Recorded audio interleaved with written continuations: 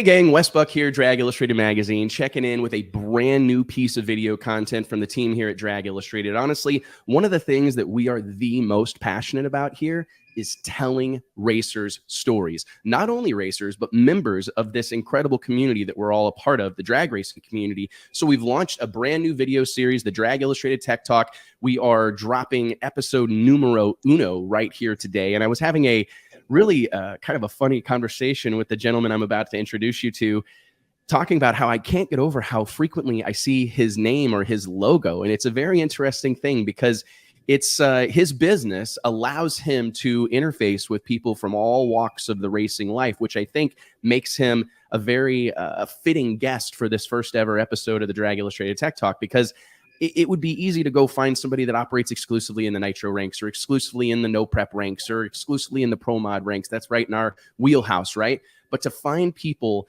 that offer a service or offer a product or work in a way that they are able to talk and communicate and lend a helping hand to racers from all walks of the racing life, for me, that was a difference maker. So without any further ado, I'd like to introduce you to my guest today, the one, the only Todd Harrison of TMS Titanium. Todd, buddy, what's going on, man? You doing well? Yeah, I'm always well when we're talking to you, Wes. Everyone Right. lines up to get on the Drag Illustrated Wes Buck shows. Well, hey, thank you. It makes me feel really good. Now, I don't mean to air out your personal grievances here, but I guess you're staring down the barrel of going getting cataract surgery. You all good, man? Yeah, I just genetically, thank my parents for giving me wonderful eyes and cut back on traveling a little bit. It's kind of hard to see when I'm at the track, people go, "What's the time?" I don't know. I can't see it.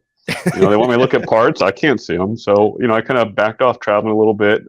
Made 3 races this year for NHRA and then kind of pulled the parachute and parked it for a little bit. Hopefully we'll be back on the road in a month or 2 and get out and see all of our friends and, talk to them. I miss seeing everyone. Skip the summer months and there ain't no shame in that game. I'm telling you what, you'll be right back out for record setting season. 100 degrees, a little humidity.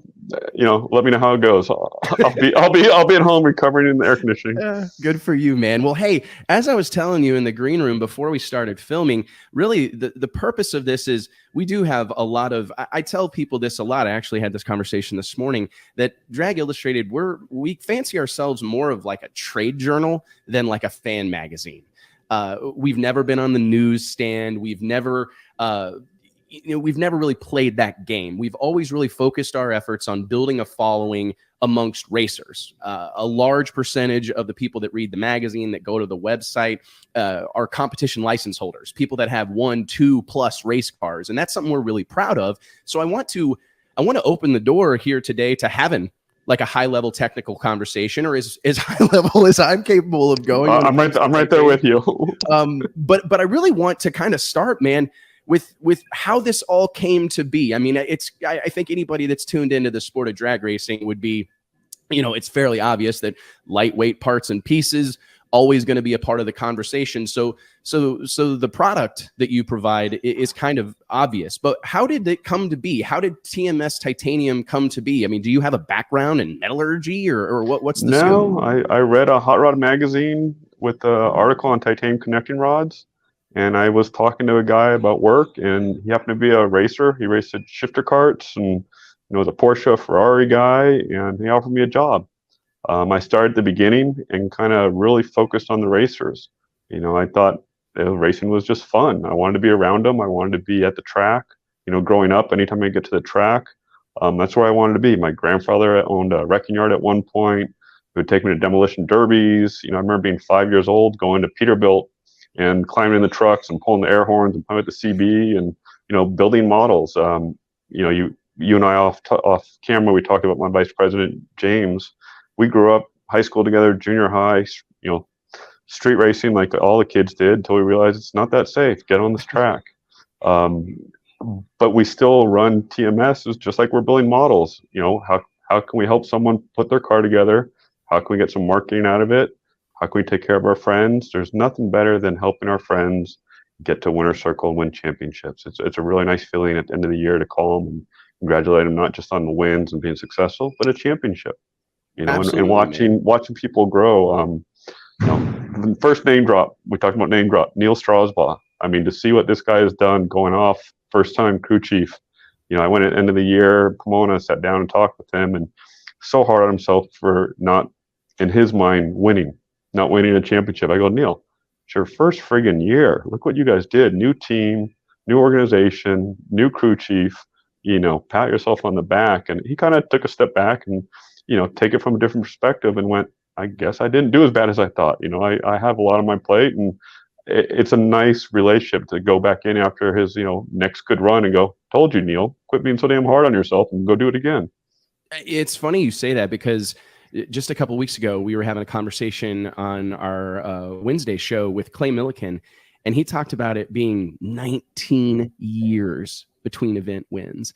And I was actually thinking about writing a column for the magazine, for the website, because I don't think people really understand the dedication of the drag racer. Like, in terms of like how often you fail and how long at times it can be between victories, like talking about Neil, nothing to hang his head about, right? I mean, early in his crew chief career, but man, there are tons of people out here burning the candle at both ends and having never achieved any measurable success. So no, it is a grind. I'm curious, like, what was so you're talking about reading a magazine and an article in Hot Rod Magazine about titanium connecting rods. What was like the first product, the first thing you made out of titanium, and what did that whole thing look like? What did that, I mean, because that seems like a pretty big bite, Todd. Like, oh, I'm just going to make some shit out of titanium. That seems, I couldn't say that there was a first part, because what we do is we really sell raw material. So if you go into, we always talk about, explain, you go into Home Depot, you're going to buy plywood, sheets of wood, or 2x4s. That's kind of what we sell. Someone will call and say, we're going to build this part and we need 10 pieces that are cut this size. We'll get it out to you. What did the first titanium you sell turn into, I guess maybe is a better question. I can tell you my first racing conversation that I remember, I answered the phone and this guy said, hi, I'll tell you who he is in a second. He goes, hi, this is who I am. This is what I need. And I remember looking at the phone going, why is this guy calling? Doesn't he have someone to call? And I tease him to this day. It was Del Worsham, who's turned into just, a spotlight of success and support for me. Helped us get into accounts, opened his trailer, lets me do whatever I want on talking to his team, working with him and Nikki. But I still remember that first call, and I go, the hell is Del Worsham calling for titanium? Doesn't he have a secretary? I didn't understand the racing world. And he tells me, he goes, Todd, I still have that file. They were making oil pans, which they don't make anymore. But it was a neat product. They were exploding pans, and they came up with a different grade of titanium to kind of contain the shrapnel. Now, obviously, NHRA has mandated different safety apparatuses over the year, and that's changed. But that's still, I mean, Del and I probably talk about it 4 times a year. And if you know Del, he's going to talk. Yeah, and you talk about a guy who can do anything. I heard, I can't remember who it was. Maybe who was talking on the PA over the weekend? Oh, no, who was it? I was trying to think of who it was I heard on the PA talking during the Route 66 Nationals here out there in Chicago. They were just basically expressing that Del Worsham is one of a handful of guys that could build a funny car from scratch, put it together, put an engine in it, tune it, and drive it. I mean, that guy's rare. And probably faster than everyone when you talk about putting it together, talking about it, and getting it down the track and getting the tune-up right. I mean, he is very coy about his skill level. And, to him, it's default to his dad, one of the badass men in our sport. Look at the guy still out there pounding the pavement. He doesn't look his age, doesn't act his age. I shook Chuck's hand one time, and he made me feel like a little girl. He's got those bear mitts. You know what I'm talking about? Yes. Those working man hands. No, great group of people, man. So one of the things that always a little bit about me. I grew up drag racing, grew up in my dad's auto repair shop. And, most of the welding that happened in my dad's shop was like, exhaust pipe, nothing super exotic. But as my dad got like further and further into his drag racing career, he made friends with a local chassis builder. And there were a lot of nights and weekends spent at a chassis shop. So I spent a ton of time notching tubing and helping hold bars and all these things while the pros did what they did and laid down nice welds. But I remember some of my first experiences being around titanium, and it was kind of like this voodoo material that has this veil of like secrecy around it. And initially, it was always conversations about how expensive it was and how, you know, obviously lightweight, strength, high strength, but also like the nuances of working with it. Like I got to see,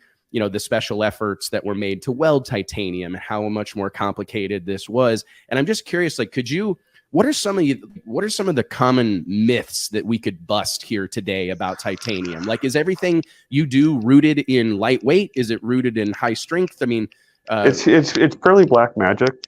You know, we aren't going to tell you, Wes, because you're too successful at what you do, and we don't want you to take over TMS. I'd have to go be a talk show host, and I don't know if I can do that.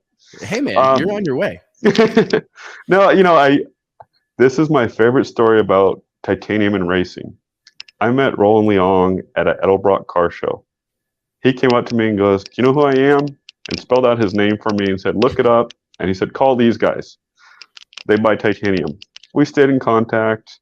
And then he told me one time, he said, "Oh, back in the day," he goes, "we were doing titanium, and he goes, I was using every lubricant, and I was trying all these oils, and I was trying to tap and thread this stuff." And I just go, "Bullshit, Roland, you did not." He goes, "It was smoking, Todd." "No, it wasn't, Roland." And he goes, "What do you mean?" And I look at him and go, "You're too small. You didn't make it smoke." But it was conversations with Roland, conversations with some of the older guys that were down at Crower who have since retired. I've learned more sitting next to them talking about titanium and applications than I have in years in my industry doing aerospace, going to seminars. The application, sitting with crew chiefs, looking at parts, phenomenal knowledge base that these guys have. And I just take that information and apply it to every racing series and every non-racing series. Is that kind of like the practical application versus like in the lab, like people that are out in the field fighting the good fight? That's a whole different world than the guys that are like operating in their laboratory or their climate controlled shop. Just like you said with your father, you might not have been the best welder, but you got it done. And the car got back on the track or out to the customer. It's the racer has that can-do attitude. And that's kind of what we do is we put ourselves in their shoe. And if we fail, they're not going down the track. If we don't get them their parts, they're parked their car. You know, we're here to make sure their car stays on the track, performs as best as our product can, and the safety aspect. You know, it's mandated by SFI in many applications, and there's always creative, and it kind of cycles back as, you know, I talked about Roland. He goes, "Oh, we did that in the 60s. We did that in the 70s. We did that in the 80s. I was the first to do that." Someone had to be the first, and guess what? History repeats itself. The tune-ups change, and they come back and go, "Oh, let's start doing, you know, buttons again, or let's start doing this again." And it just cycles through because the tune-up is so different for each car in each chassis. But then you look at the end, I mean, look at this weekend, what Clay won at the time that he won, so close to the other car. And you know that Jim O tunes that differently than the other crew chief. Yeah. There's a lot of different, I always get a kick out of that because and honestly, it's one of the reasons I tell this story. I go way back. I'm sure you're familiar with Tim McCamus. I hit up Tim McCamus back we had just started the magazine, and he's a Missouri boy. I'm a Missouri boy. And I remember calling Tim and I said, "Hey man, I think we'd put out probably like 5 or 6 issues of the magazine at the time." And I said to him, "Hey, what if we did like a monthly tech section and you wrote it and it was about 4-link setup or shocks or this, that, and you could do, you know, whatever you want to do, blank canvas, and you can tell people how to." And he goes, "Wes, I'm gonna stop you." He goes, "You guys are doing a great job telling stories about racers and turning these guys into heroes and kind of helping stoke the fire." He goes, "If somebody needs help with their 4-link, they need to call me, not subscribe to Drag Illustrated." It was funny. And I thought, you know, that's true. And as the conversation continued, he said, and we kind of arrived at this, because there's a lot of ways to skin a cat, you know, and that's what he said. He goes, "We could do a story on like a 4-link setup." And he goes, "And I promise you, you're going to have 100 crew chief or tuner types call you and tell you how stupid you are and how wrong you are and rip you to shreds." And he goes, "And you're not wrong, but they aren't either." You know, because there's just a lot of people approach these things differently. I mean, you're exactly right. I don't know much, if anything, about tuning a nitro car, but I'm sure that the approach between Ron Douglas and Jim O was, you know, there was a stark contrast, I'm sure, between the way those two cars are run. And the results, though, are relatively similar. So that's a really interesting point. It's even amazing when you talk about the 4 wide and you see 4 different tune-ups go down the track. Yeah. And if they all get down the track successfully, how close they are, and it's mesmerizing because you can go in the trailers and look at the parts. Completely different setup, different manufacturers. Yeah, it really is. Different manufacturers, and how they put it together, and the checklist of what has to go right to get the car to fire up, not just down the track, just to fire up at the starting line. And then you got the human aspect. And, I've watched crew chiefs where they've struggled, like we talked about earlier. You go, why are they struggling? And the guy goes, they were pushing the car in slightly different. The clutch wear was different. We didn't catch it for 6 races. Looking at all the parts, can't figure out what's going on. They're calling the clutch guys. They're calling the tune-up, electrical. What's the issue? What is going on? And it was a human error, and no yet matter people how want to believe, people want to believe that the drivers have make no difference. Yes. Yeah. I mean, they only have to step on the big pedal, as far as they tell me. That's it. Every crew chief says the driver just steps on a pedal and goes, and the rest is the crew. And the driver will say, it depends on the driver. Yeah, right. I mean, because I've seen it. One of my favorite stories, dude, we're about to do the most name dropping session of all time. I love this. So we're going to be like a rap album, just start name dropping. But Don Ness told, God rest his soul, another incredible fabricator that I was lucky enough to get to chat with a handful of times. And actually a really cool interview we did 100 freaking years ago in the magazine. But Don would tell this story about a pro stock driver who they couldn't get the car to 60 foot. Like they had 2 cars that were identical. They were a high level team, lots of success, championship caliber operation. One car with 60 foot, what to the tune that they expected back then. It was like a 990, nothing compared to what the cars do today. But the other car was like consistently slower, like considerably slower, one flat, etc. And they, like you said, you can't figure out what's going on race after race after race. And they're changing shocks. They're doing everything they can, changing motors, changing clutch, doing everything. Come to find out by way of a camera, way before GoPros, way before like an in-car camera was a pretty easy to accomplish task. You talking Polaroid? Polaroid time? Not quite Polaroid, but may as well have been. I'm sure it was in some sort of metal case. They mounted on the steering column and found out that whenever he was letting his foot off the clutch pedal, he was letting it come back down and rest ever so slightly on the clutch pedal.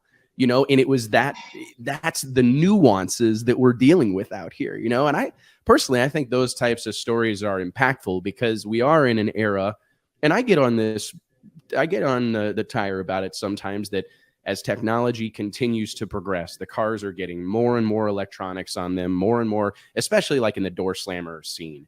I mean, first it was traction control. Now we've got wheelie control. Now we've got cars, that are the tune-ups that are being changed as the car moves side to side, lateral G. I mean, there's so many things impacting what the car does as it goes down the track. But it's nice to be reminded every once in a while that, hey man, these are still controlled by human beings, and the human beings' input matters. Yeah. If someone still has to steer it, pull the parachute, and do all those things, and mess with the guy in the other lane. The car doesn't do that without it. It's funny you brought up Don Ness, because when you were talking 4-link, I almost brought up Don. I didn't know Don very well, but he used to call and was one of my most entertaining conversations. Every order was a banter. And at the time, I had no idea how impactful that Don Ness 4-link bracket. And when I show people under a pro stock car and point that out, and I think about what you said, trying to set up in the different tune-ups, I would be lost if someone said, here's a car, put it together, here's this bracket that has, 8 million holes in it, and you got to set up everything correctly. I just smile, pat them on the back, tell them, good job. And as another name drop, Roland Leong, don't fuck up. Go down the track. And I can tell you, if you go through my phone, there's a lot of text messages to crew chiefs. Good job on Friday. Don't mess up. Don't fuck up. Saturday. Good job. Don't fuck up on Sunday. I love it, man. No, it's so. Tell me about the inroads that you've made. You're talking about. I mean, these people that you spend time with and that I see you with at the racetrack frequently, or see you photographed with. It's like a real who's who. I was telling you before we started the show in the green room that. I was looking through social or something, and I saw one after another your logo on the back glass of some No Prep Kings top tier cars. I mean, let's talk about the footprint that TMS Titanium has right now. I mean, you're working with racers from all walks of our sport. You know, not just drag racing. If it's going fast and it's racing, it's performance related or safety, we want to be involved in it. And everyone says, "Oh, is that all we do?" No, we do aerospace, medical, tactical, electrical components, semiconductor. You want to talk about that stuff? It's not as exciting. You know, everyone We wants to talk surely about can. racing. I mean, Yeah, no, I agree. we'll probably do it. That's What do you probably make the of next. the racing? What do you make of the racing scene right now? No, I was just like seeing that you've got like all these other things that you can provide us some like insight from these other industries.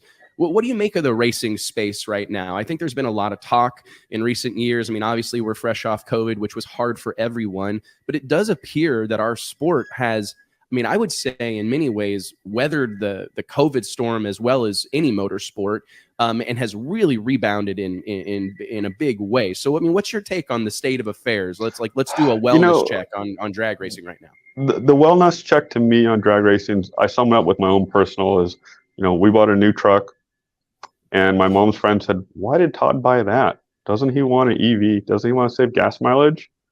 And I looked at my mom, and she goes, "Yeah." They said, "I know, it's Todd. We're racers. We're gonna race. I don't care, you know, where the budget is, where the market is, where the economy is. We're racing. It might not be $5 million cars going the track, but you know, we gotta do bar stools and race them down the track or trikes. Right. We're gonna race, you know, and you put a little alcohol in some of these guys, they'll figure out they'll race creepers down a quarter mile if they have to, you know, bare hands. They don't care. You know, racing, you know, if you go to a street outlaw race, no prep, and you see the lines for these guys, it's phenomenal. You know, some of these guys say they sit there and they sign autographs for 4 or 5 hours in a row. I don't know about you, I'm a fan, but I couldn't stand in line for 4 hours to get Jeff Lett sign my thing. You know, I might sneak in the back and go, "Jeff, can you sign this?" And he'll tell me to get the hell out of there. He's busy signing people that pay for shit. But, you know, I love it. You know, talk to these guys and, you know, being at PRI late night, having the conversations, you know, and like I said, they get a little alcohol in them. They really open up and they tell you what's going on. They tell you the good, the bad. It's always a sponsor thing. Is there money? I think Tony Stewart had a good article interview this year that, you know, if we don't take care of the corporate sponsors, we're going to be in this struggling racing scene where we don't have the big dollar amount. You know, they don't have the budget. Where's that going to come from? You know, guys like Don Schumacher, he went from an 8-team, you know, conglomerate to now renting out all the space and still has a great racing organization, but he doesn't have 8 cars, you know. And I talked to Don. I saw him in Vegas at the starting line, and it was so nice to see him. And you know, we talk a couple times a year. We message back and forth. But to not have a guy like that out there, it shows you times are changing. We have to adapt. You know, the street outlaw guys and no prep. You know, the crossover. We just hired a guy who came out of vintage NASCAR racing. Was rookie of the year. He's come on for business development and helping us kind of as a director. And he's enamored with drag racing. He said the last time he was at a track, he was in Sherlin Muldowney's pit. And here he is coming back to the pit going, "I had no idea." He goes, "You know, I thought our cars were fast."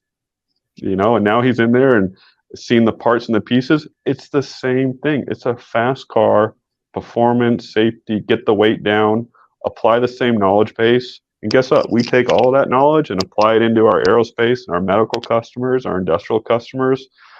But I think as long as the fans, you know, your following is growing, means racing following is growing. As long as we get people to watch, it'd be nice to get them in the seats. Once you get someone to an NHRA drag race with 11,000 horsepower, they're hooked. Agreed. But you get them to other races, and they're like, "I can't believe what goes on." You know, to think that you can rebuild an engine in 45 minutes and go back down the track, blow the shit up, do it again, and the cars can roll over, break in half, and the driver gets out, walks away. I mean, what a testament to what Wally Parks and everyone after him has built in the drag racing world to be able to be where we are now today, to have interviews with, you know, guys like me. I'm just sitting in the corner selling titanium. You're this famous, you know, Wes Buck. Everyone wants to be on the Wes Buck show. And here I am. I'm number one on the show. I got the number one. I got the green hat. I got the green hat for the West Buck show. When I've got a bad day, I gotta call you, man. That's hilarious, man. No, well, thank you for that. But I do feel like a high tide lifts all boats. I'm that guy that I tend to always be looking through rose-colored glasses, But I get that I'm hopelessly optimistic, but I do feel like our sport's in a really good place right now. Like I look at that crowd that was there in Chicago and the crowds that we've had throughout the year, the crowd that we had at our own race to start the season at the World Series. I mean, it was phenomenal. To be honest with you, I tried really hard and I was still shocked and surprised. You know what I mean? Like when I showed up at the track Saturday morning in Bradenton and was stuck in traffic, I thought, oh shit, we may have done it. Like this may be actually happening. Like, but it goes beyond us. It's this, there's something happening in drag racing right now. I really believe it. Like if you turn on, I find it almost, it's like shocking and inspiring and exciting and all these different things simultaneously. Like you can't hardly turn on your television and not see a drag race breaking out in some fashion. I mean, if it's Motor Trend, Discovery, all these various little off the beaten path channels. I mean, every time I turn on the TV and start scrolling through the channels, I mean, you see people working on cars, people building stuff, fab shops, all these build shows that exist. I mean, it feels like an exciting time for our sport. And I'm glad you feel the same way. I'm curious, one of the stories that I've seen, or I feel like being talked about more than ever, and I don't know if this is like in your wheelhouse per se, but it seems like it's becoming more and more frequent that we see like significant chassis, speaking specifically about nitro racing, Top Fuel and Funny Car. Like if I had $1 for how many times I heard front halved, we're 6 races into the season and you just hear that being said a lot. Can you speak to that? I mean, are the cars being built differently? Is flex more important today? What do you think's driving the bus on what would appear to be more frequent chassis changes or chassis updates or whatever you would call it? It goes back to the old saying, keeping up with the Joneses. If you can't keep up, you got to do something. There's a small window to tune these cars. And everyone thinks if I add this, change this, front half's worn out, back half's, I bet you if you went down the pits to see how frequently cars were front half, you would have such a big spread from maybe 20 runs to 250 runs. What difference in dynamic? How far is that a 20.2 difference at the end of the track? It's hard to say. And then you might have someone, look what Tobler did with a 5-disc clutch. He was almost unstoppable. Now everyone's going to 6-disc. I wonder if Tobler was still out there running a 5-disc, how competitive would he be? Not many people can tune like he did in that situation. The chassis, I talked to Joe Fitzpatrick and Dan Murphy, who run precision built race cars, and the technology that they work on. And, we're behind the scenes, so I get to see when people call and they send the POs or they want to quote, we get to see slightly differences from chassis to chassis. And it's very interesting, the dynamics of each car has changed, and maybe it's every 3 months, every 6 months, or one guy said, hey, this is how my shit works. I'm going to leave it. It's been 2 years. It works. Okay, don't change it. But then he hasn't won in 2 years, so he's got to change something to keep up. And okay, let's front half it. Let's start over. Something's not right. Doesn't work with my tune-up. I went over to this team, and they had that guy's chassis. Well, my engine combo doesn't work with that chassis, or my driver is 40 pounds lighter or heavier. How do I accomplish what I want to do with all these different things? And, you go back to Roland, I watched him tune Jim Murphy's Nostalgia Dragster. And they would come in the trailer and go, Roland, what do you want to do on the clutch? And he goes, huh? What do you want to do on the clutch? Huh? What is this, this guy doing? He's like, I'm working on the engine. He worked on the engine for probably 8 months to a year and a half, and he wanted that dialed in before he looked at the clutch. The car was competitive all year long. They ended up winning the championship, and he never looked at the clutch. He goes, you do what you want on the clutch. I'm working on this. I want that engine revved up. I want as much fuel as I can get in there. I want this thing perfect, and then we'll talk about the chassis and the clutch. Till then, leave me alone. I'm working on this. And to me, that was phenomenal. It kind of opened my eyes. I go from one trailer to another trailer, and obviously you can't say, well, I just saw this. They're all struggling on a different day. We talked about Neil. I walked in Neil, hear a conversation. I go, well, are you guys doing this? And he goes, man, we haven't done that in 6 months. And I'm going, maybe I saw something. The next day they go out and they're number one. And I go, I know that wasn't me. It was something totally different. But you just have so many weird conversations with different guys. And you could go to 8 guys, get 8 different opinions, and they're all wrong. You know, and then you go down and, you know, it doesn't matter because Clay's going to burn you down at the line no matter what your tune-up is. It's so true. I mean, there's so many variables. I try to explain that to folks that are like uninitiated, don't know anything about drag racing. And it's like there are you can't even imagine how many things can throw a wrench in the gears here, because it's almost innumerable, honestly. I mean, you talk about Ryan Martin. You know, there's a guy who, to me, on that world, probably one of the best tuners out there, helping a lot of people.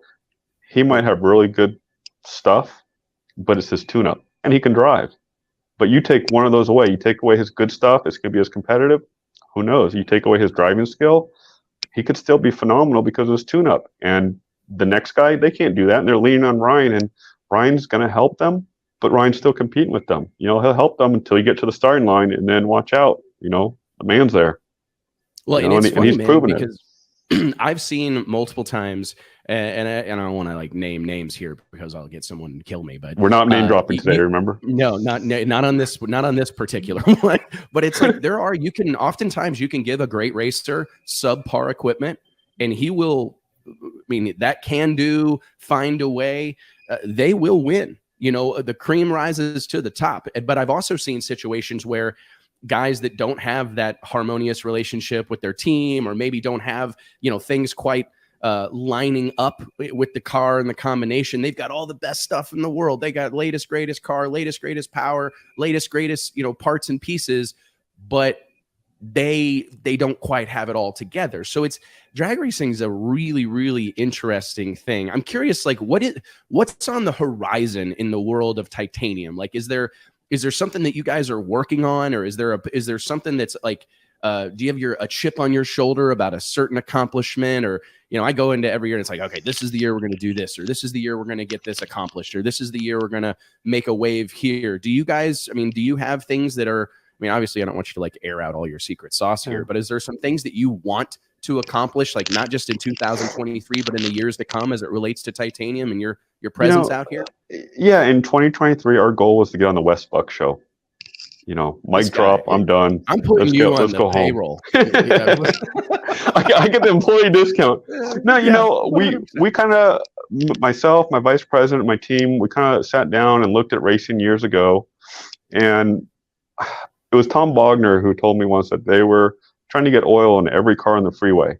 Kind of one night I couldn't sleep, and I'm staring at the ceiling, and I go, God, what would it be like to have titanium on every race car? You know, what a neat thing. Where? I don't know. Every car is going to be different. Motorcycle. So as long as we get a little piece somewhere, I mean, you wouldn't believe some of the cars we're on. Salt flat streamliners, you know, people go, why do they need titanium? They want to be heavy. Well, there's driver safety. So, you know, on certain cars, we're under the driver's seat for protection. You know, we do trophy truck, off-road. There's so many different avenues, heat shielding, 24-hour Daytona cars. It's across the board, and it's the same concept that drag racers use. Safety, lightweight, performance, relationships. Our future, we're just continuing to grow, trying to maximize maintaining our customers in the racing world and improve on them, and keep finding more customers and teaching people how to use titanium, where they can use it for their specific application. Because a desert side-by-side versus a Top Fuel versus a NASCAR, 3 different applications. You might use the same product or a different alloy in same areas of the car or different areas. And we kind of learn things from one series and apply it to another. You know, there's guys out there, like you said, don't know how to weld titanium. We've gone in their shops and taught them, and now, you know, they're like, God, we're changing so much. We're changing the rule books in our class. No joke. So, you know, I don't have a specific, hey, we're going to use titanium in this. Every day the phone calls, it's a new application.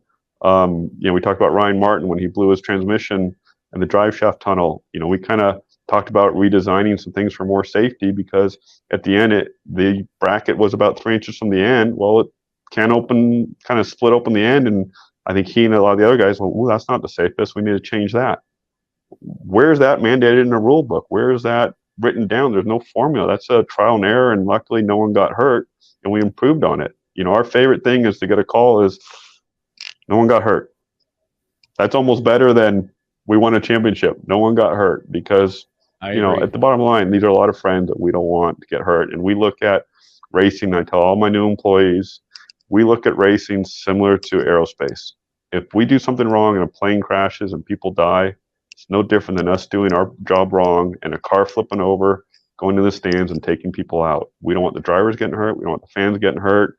You know, that's negative, impactful. And with today's social media and publicity, you could ruin a sport really, really quickly.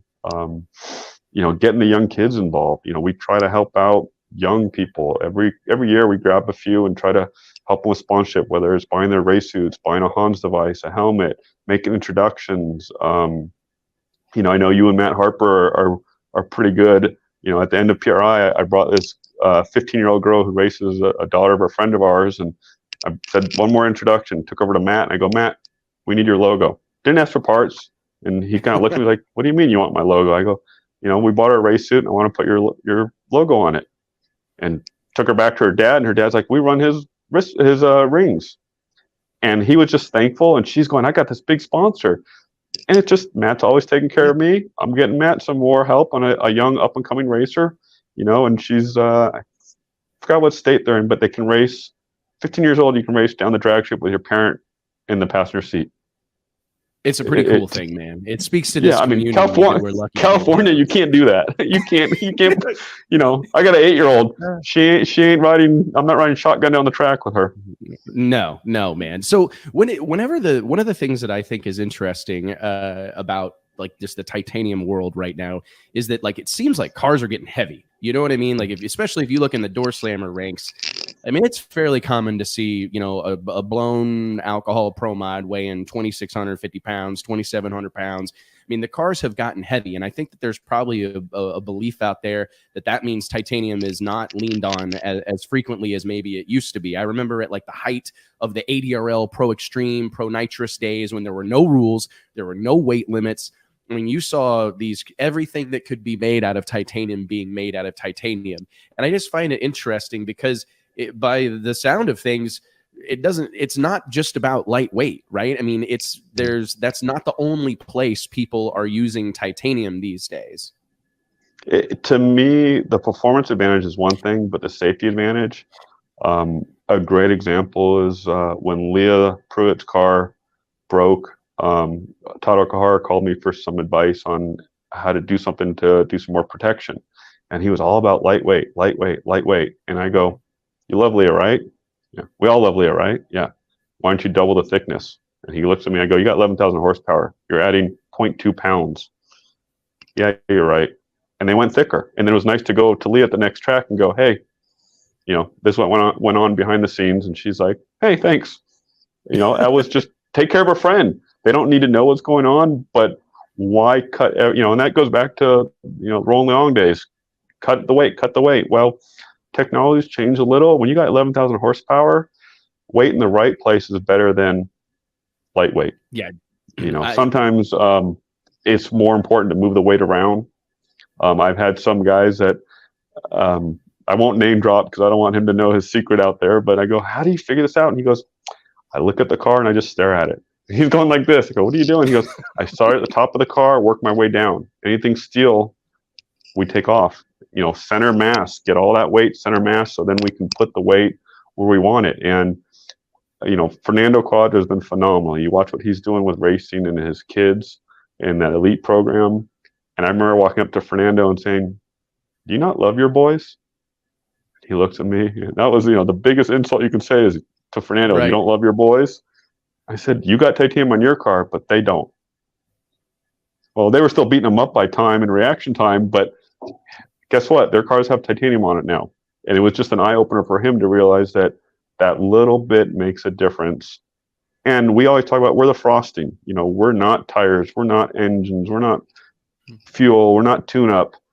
We're the frosting. When you get your car set up, then you start going after the top percentage of where titanium will help you. You know, you're not going to build a 14-second car and add titanium and go, we're going to go 12 seconds.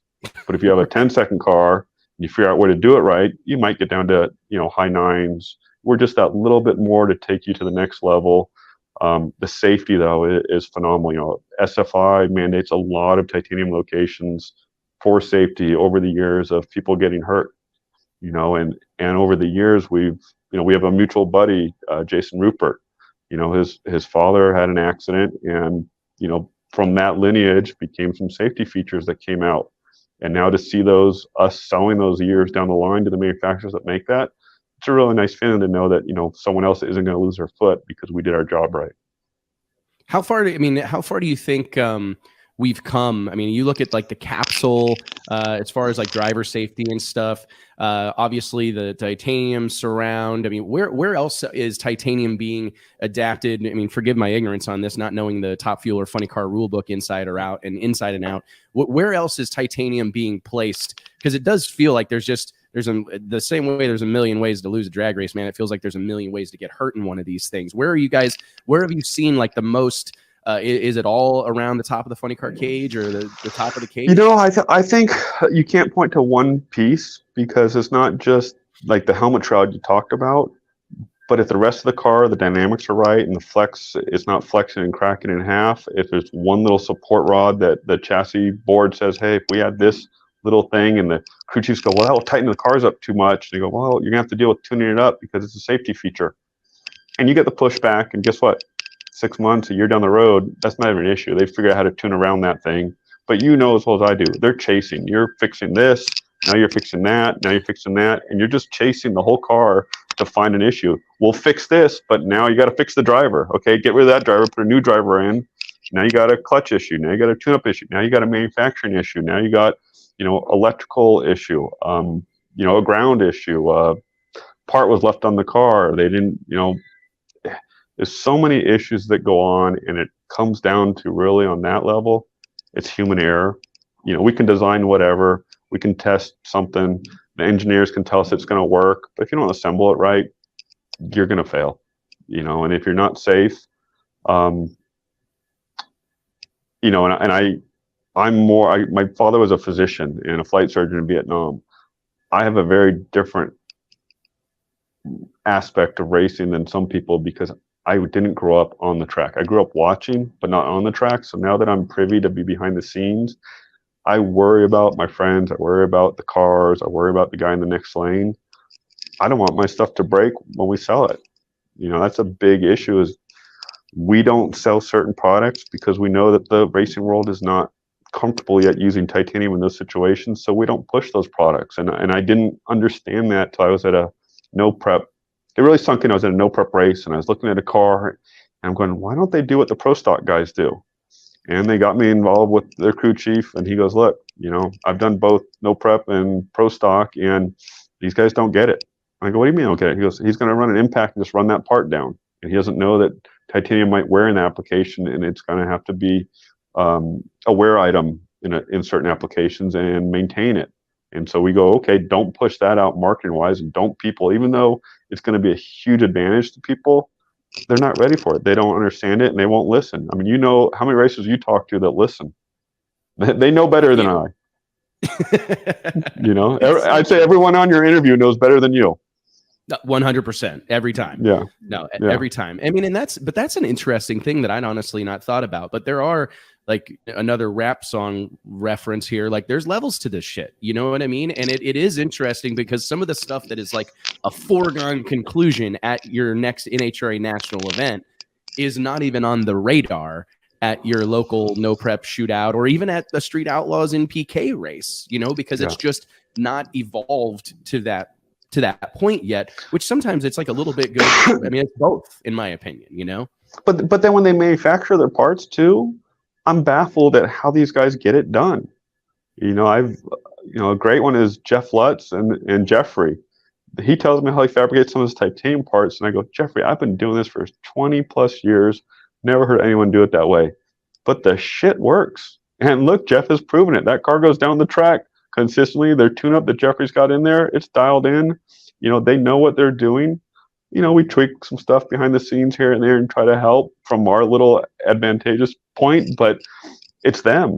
They come up, the racers come up with neat stuff, and it's an application thing. I think we did that interview for you, article you did, and you look at Jason Rupert, who's a fabricator welder. I've learned more metallurgy from him than I have probably in 15 years of my industry. Just a couple phone calls with him, and here's a guy who intimately is looking at the metal and the fatigue and how he's making a part and welding it. If you could take that knowledge base and parlay it to the layman, it would be awesome. But the layman doesn't understand that and shouldn't. They don't have 30 years of, like you did, welding, playing in the shop. We talk, Bob Lawson. Yeah. From Coletta, he always calls, I'm a carpet guy now.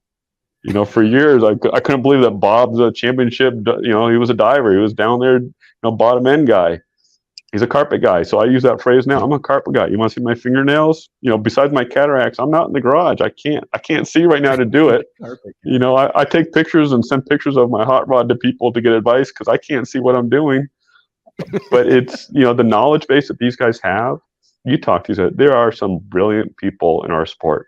Absolutely brilliant, not just on the racing side, the business side, advice, family. I mean, people think I'm at the track watching racing all day. I sit and look at the computers with the crew chiefs more than anything, and especially with my eyes. Not many people know the last probably year and a half, when Pro Stock was running, I was in the Top Fuel pits. When Top Fuel is running, I'm in the Pro Stock pits. I'm looking at parts, talking to the crew chiefs, seeing what's going on, because that's my vision field was only there right now. But it was phenomenal to get to know these guys and see what goes on, because everyone runs to the line and you don't see what's going on behind the scene. I mean, one of my neat things, it was, I think, must have been a July 4th race. I think it was a July 4th race, and I walked by John Forrest's pit, and all of his guys were lined up saluting the Star Spangled Banner, the national anthem. No one was around, but his whole crew lined up for it. And it was just, it shows you what goes on behind the scenes, the respect that these guys have for who we are, what we do, take care of the fans. It's a great environment to bring your family to be around the people. We bring customers, we bring vendors, we bring employees out there, and the knowledge they learn. When you look at the orchestra of turning a Top Fuel car, when they swing their arms around and there's a 2-inch space between their elbow and the next guy, that doesn't happen overnight. That's practice. That's years of coordinating. That's years of failure. That's years of crew chiefs saying, don't do it that way, do it this way, and maybe it's common sense to some, maybe it's not common sense to others. Some are trainable, and guess what? Some don't make it.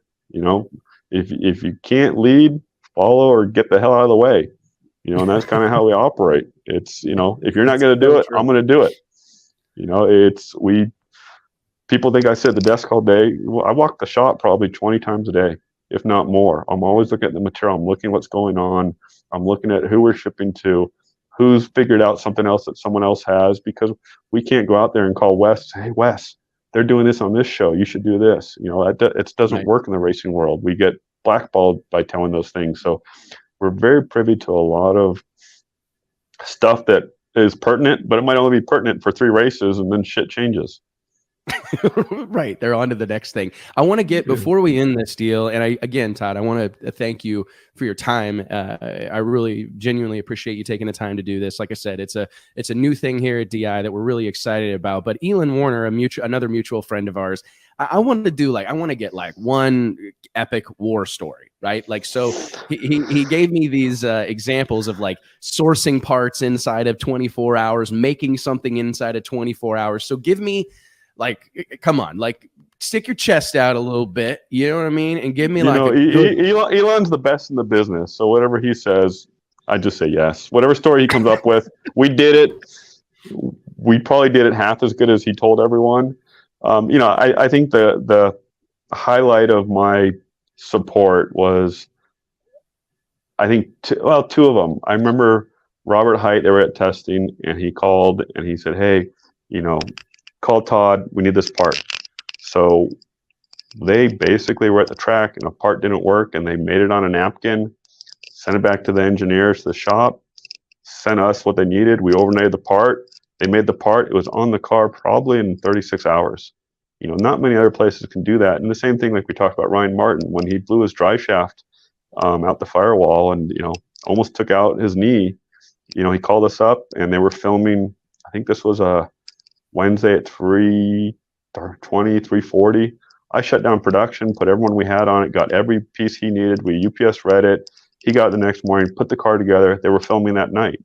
That's a sense of accomplishment that we built a company that we can turn around and keep our friends doing their job. And, that made our tagline of moving you forward. We move you forward in business at the track. We just don't want you to not succeed. We don't want you to perform. You have sponsors.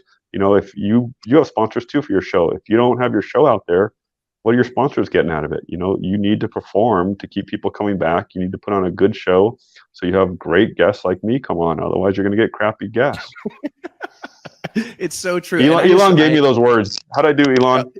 I think you did really well. I think he'll be thrilled. But I do think that a lot of those are the stories that I don't think they're not. It's not a flex. It's just a demonstration again. And you've hit this like 15 times today. Is this really is a special group of people. And I just want to tell you, man, we appreciate you. We obviously appreciate all you do for us here at Drag Illustrated, but way more so what you do for the sport, man.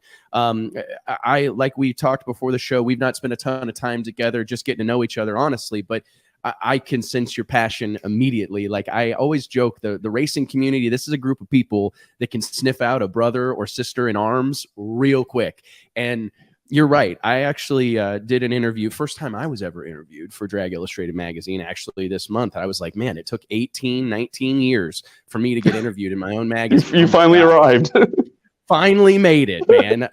But my guys told me that they were glad I stuck it out, But I said something that you said really resonated with me, Todd, and it was that we care about these people, and that was, I had someone ask me what I was most proud of about the World Series of Pro Mod.